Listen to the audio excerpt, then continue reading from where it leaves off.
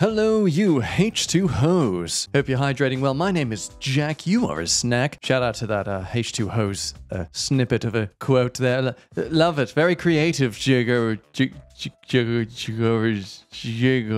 Thanks, man. I'm currently recording this while a storm is flying over at the moment, so if you do hear that in the background, it's just because I'm sending it over to Bambi Lynn here, because some people think they have an exemption from their responsibilities. Anyway, let's get into the stories. The story of my messed up heritage. This story has a span of updates going over the last year, beginning all the way back in March 2023 in r/raised by narcissists. It began being titled, "My mom went from normal to narcissist in an hour." This weekend, I found out my mom is not a normal mother and is a narcissist, or maybe a full-blown sociopath. For you to understand the full ramifications of what she has told me, I will go into a bit of a backstory, but scroll the line if you wish to skip this. Never, we shall drink the whole tea. I was raised by a single mom in a very close-knit family. My grandma married my grandpa when my mom was 6, and they have been a loving family ever since. Yes, this means when I say granddad in this post, I mean my mom's stepdad. Now, when my mom was 30, she had me. My dad was never in the picture. I was told he was a married man who my mom was seeing. One day, he turned around and said he didn't want to see her anymore and wanted to try and make the relationship with his wife work for the sake of his kids. He vanished, and Mom never saw him again. And soon after, Mom found out she was pregnant. She decided that she wouldn't tell her parents the guy's name, wouldn't tell him unless he called her, as it wasn't her place to destroy a family, and wouldn't put his name on the birth certificate to prevent any possible future custody battles. She wanted me to herself. My grandparents helped her through the pregnancy while also looking after my granddad's dad. So my mom suggested they move in together into a house they called 4 Generations, and that's where we lived until I was 6, where my mom met my stepdad, and we moved to live as a 3. Me, Mom, and my stepdad. So my stepdad has his quirks, and as a new parent myself, I don't think these quirks would be acceptable to me.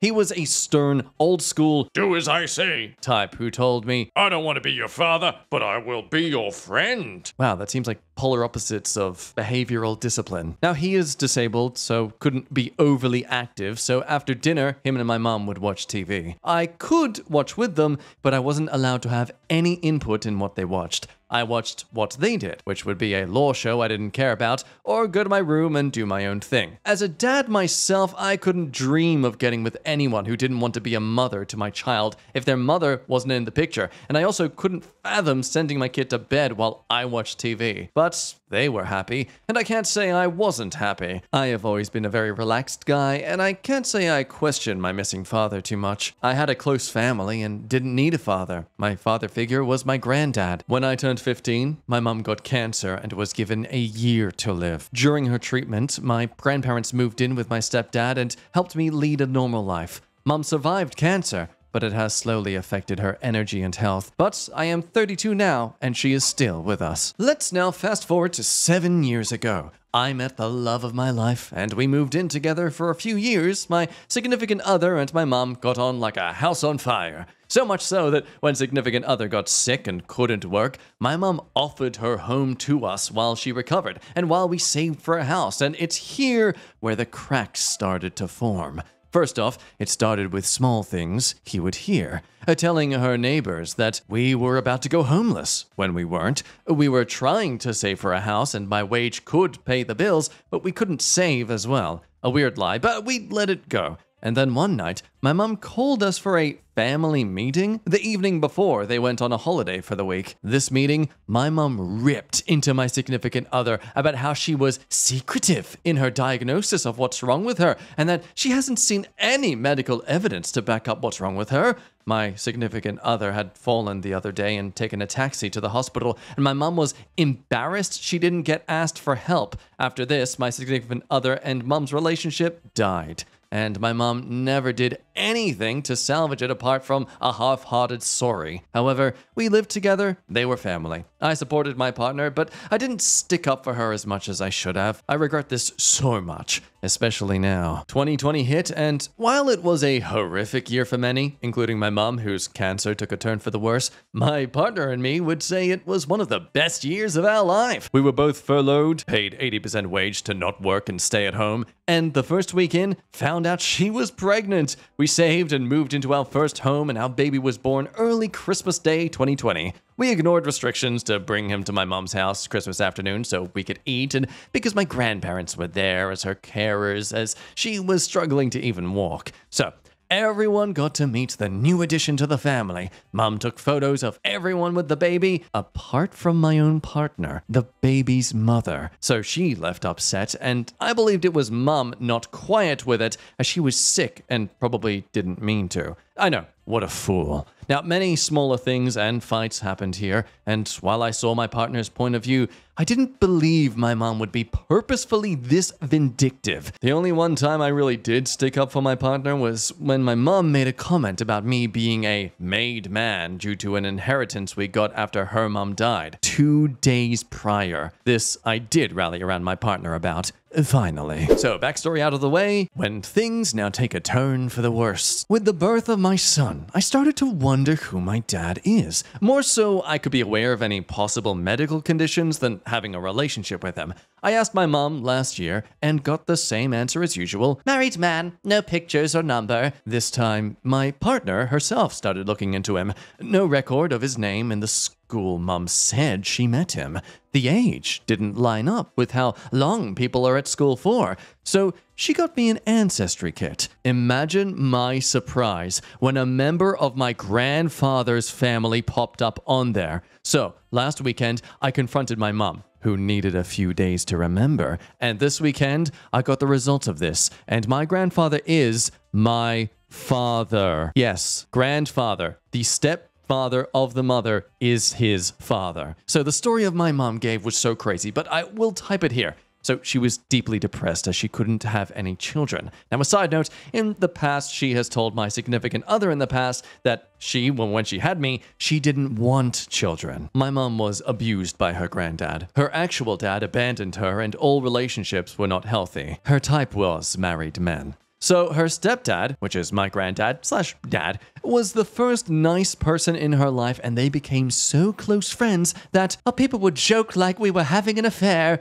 but it was never like that. Now, one drunken night out, she opened up to my granddad about why she was depressed and that she wanted a baby. When he left the house, he left a deposit on the side for her, and she used that while drunk, but never slept with him. Then a week later, the married man she was seeing, who she always said was my dad, the same one we can find no record of, so they all forgot about it and moved on. Now, the facts line up with the DNA, so I don't doubt him being my dad, but I don't know what to do with the information or where my head is at, and I would really appreciate any advice on what you think my next steps should be. A few of my scattered thoughts. 1, my mom must be an utter sociopath. Now, not only does she do that with her stepdad, in her early years, she actively convinced my grandparents to move in with her while having an affair, and she must have known. Or, if the condom breaking on someone else is true, at least had a suspicion. Now, how could a person with feelings and emotions do that to their own mother, followed by letting this lady look after her or her affair child while she goes through cancer? My nan goes over monthly to check on her. If anyone can lie to her entire family like this and rub their faces in it like this, I can't see her as someone with feelings, and I don't trust her at all. Even her husband doesn't know about this. Heck, while she met up with me to tell me this, she told her husband she was going to see my son. Her lies never end. 2, while I never realized how crazy my mom is, I knew she was a little nut. My granddad, however, is a different matter. He has always been there, my rock when I was younger, and dealing with thinking my mom would die before I hit 16, he is always so loving to his wife that the person I thought he was just wouldn't do this. But mom's story is so disgusting, why would she lie? But as he is so sensible, why wasn't the advice, go to a sperm donor, or bar crawl, dress up, buy a guy a few drinks, and don't use protection? Now finally, what do I do with this information? I can't face my family knowing the whole close-knit dynamic is built on a lie. I'm tempted to tell everyone, but my grandma is a saint, and I can't imagine telling an 83-year-old, hey, your husband and daughter have stabbed you in the back your entire life while you have looked after the woman your husband was cheating on you with and their affair, baby. I think at this stage of her life, it may kill her. She has had such a hard life, and it just doesn't deserve to look back and see that every second of her kindness was wasted. If I could tell the world while protecting her, I would, but I don't think it's right. My mom gets to walk away from this scot-free, and I think it's only right that my granddad should be told, if he doesn't already know. My mom says he doesn't, but I just don't believe that he doesn't at least have a suspicion. If I tell him without mom talking to him, then I have the best chance of the real story. However, I rarely see him without my grandma, and I can pretty much work the real story out, and I can't help but feel that this isn't my mess to clean up. My mom should tell him, and if she says, I told him this story, I will know it's an outright lie. So yeah, my head is a mess, and my significant other is too involved in wanting to protect me, so I could really use some impartial advice on what you guys think I should do. I want what's best for me, my partner, my kid, and my grandma. Most sound advice I can find. You don't need advice from strangers on Reddit. You need to talk to a therapist. Because this is a serious mind frick. I mean, yeah. Do you agree that the mother here is a complete psychopath in the sense? Well, okay, not psychopath, maybe sociopath, narcissist.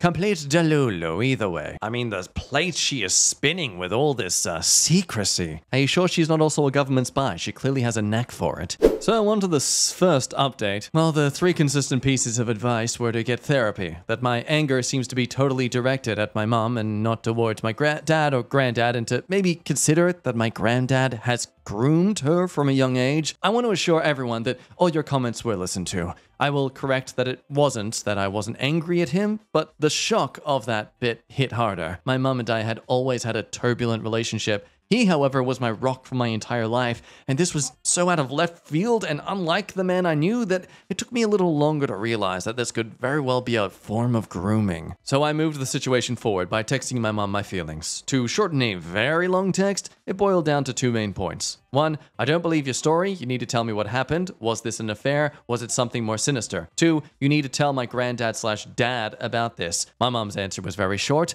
To cover the main points, 1, she didn't mention my feeling or ask how I was once. She will also not speak to me again unless I decide to text her first. 2, nothing happened. Her stepdad did not groom her. This was her idea totally. 3, she isn't sorry for this. She's only sorry that my investigation has forced her to tell the story. But also, she will tell my granddad. And the next day, my granddad called me immediately. He sounded as I felt, shocked, confused, etc. My mom just said, I'm not as shocked as I thought I would be. He told me his version, with 2 key differences. That it wasn't a deposit on the side, but my mum had pre-bought a kit that allowed artificial insemination, which has just as likely a chance of working as intimacy itself. He was convinced by her it was a good idea. He can't remember every argument, as it was 33 years ago, but the 2 that sticks out are, you're the person I am closest to, and I trust you, and if I needed a kidney, you would give me that without hesitation. This conversation, along with a few beers, meant he went along with it.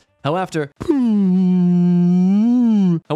after he did it, he realized what an utter mistake this was and told my mom this is a mistake. Let's not do this. Bin it, and let's not talk of it again as if nothing happened. Mom agreed, said she would bin it and bin his sample, and he left for home thinking he avoided the biggest mistake of his life. Mom, of course, did not destroy it, as she said, and used it. In the eyes of my country's law, this is sexual assault. In my last post, I mentioned my mom was molested by her granddad and abandoned quite publicly by her birth father. Something I didn't mention against my granddad is he also had a rough childhood. His mother died when young, and his stepmom was abusive too. This has led him to forgive any mistakes his family makes, and means family comes first, without exception, and to a fault. Yeah, family really came alright. Now, because he views my mom as his daughter, he feels like the villain of the piece, as the understanding of mental health wasn't there. He didn't realize how deep her depression was, and he regrets not telling her to see a therapist, and that he failed her massively for not doing so. He is also thinking of telling his wife immediately, but thinks I should have a say in that choice.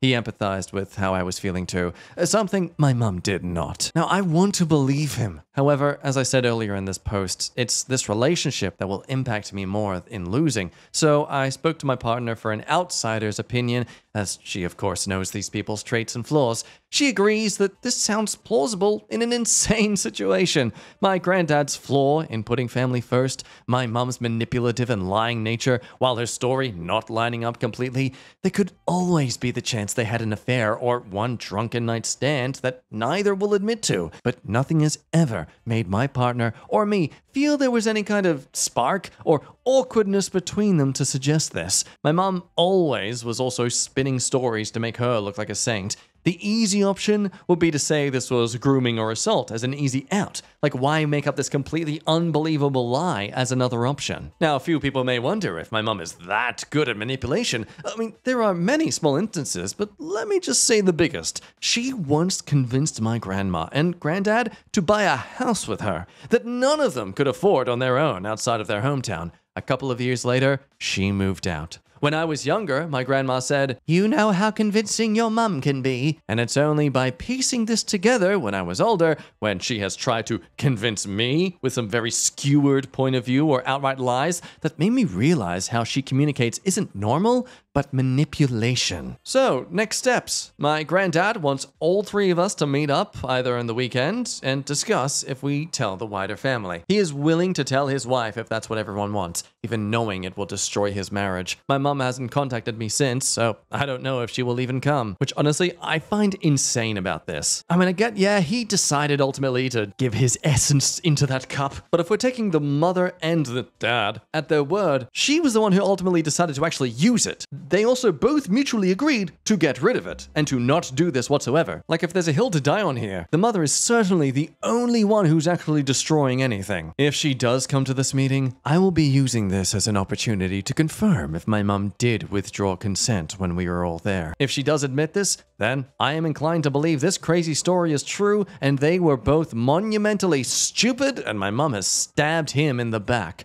The shock from my granddad is real, but also our relationship was real, and we were both in the dark, meaning I can see a way of forging our relationship ahead. My mom, however, I do not trust, and if she admits to this, will also be admitting to sexual assault. I don't imagine her admitting this usually, but she has admitted thus far, only with no other options due to an ancestry test. With that relationship, I don't know. I don't trust her. But then, she is clearly an old lady with cancer with very deep-seated mental problems. The old relationship will always be dead, but should I set new boundaries and try and form a new relationship with this woman, or just cut contact due to lack of trust? This I don't know yet. Ultimately leaving the story with the concern for his grandma most importantly. She's 83 years old. She's a frail woman. This truth bomb could destroy her. It could possibly kill her. So does he actually agree to tell the wider family, or does he proposition for them to just keep it all between themselves? Well, in the final update, it isn't. In May, with the last post being in March, we learn what happened. Firstly, clarifying that their original posts implying their mum was normal all the time until just in an hour she turned narcissistic. Well, no, she's always been a narcissist. Realizing this now, that the only reason he didn't notice was because there was no scapegoat to compare to him as being treated like the golden child all the time. But then when fiancé comes around, well, she becomes the scapegoat. But of course, because OP was never aware of just this scapegoat sort of relation that narcissists tend to do towards their own children, they made him a bit ignorant to defend his own partner. But okay, they all sat down together. How did it go? I took on board what people said about her being abused for years, and so I decided to steer away from the act itself.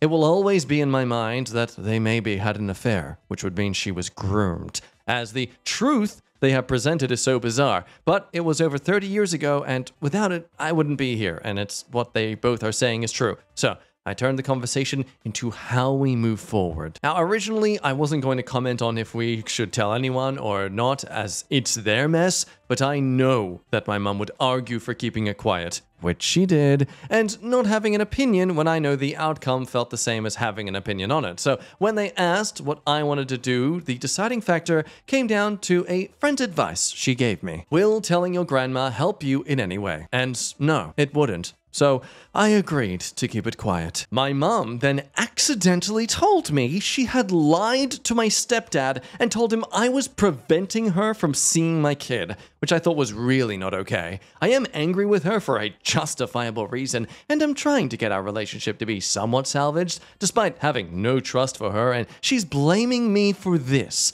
So I told her she needs to tell her husband the real reason I haven't been as close. So after this conversation, I had 3 days off work and wanted a bit of time and space to put it behind me. So I booked some therapy and spent time with my significant other and kid, which never happened. See, that night, somebody tried to reverse a car through my neighbor's house in revenge of what the police told us was a petty squabble, and the neighbors got a rifle, guns are super rare in the UK, and shot at them. Of course, the police were called by numerous people on the street, and thank the gods my child slept through it, but my partner and I were nervous wrecks for a long time after. So, goodbye relaxing weekend, and thanks for ruining Easter. Anyway, after making sure my family was safe, I picked this family drama back up and I met my mom and stepdad last weekend. This was to set clear boundaries in the relationship going forward. My trust in her has broken, and honestly, I don't think she has a long enough life left to rebuild it completely due to cancer. But my relationship is separate from her and my son's relationship, who loves his nana